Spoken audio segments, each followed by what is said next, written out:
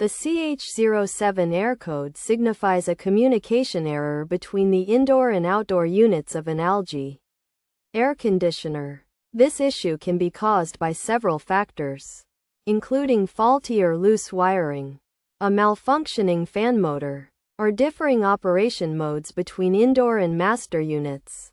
To resolve this problem, one possible solution is to change the operation modes. Switch all units to cooling or heating modes. Then reset the AC circuit breaker after tripping it for 3 minutes. If the issue persists, inspect the wiring by unplugging the air conditioner, removing the front grille, and checking for damaged or loose connections. Another potential solution is to inspect the fan motor.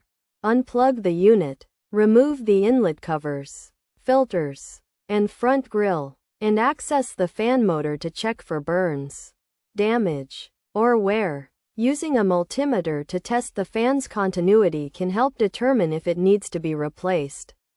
If none of these solutions work, the error code persists, and it may be necessary to call a technician for further assistance.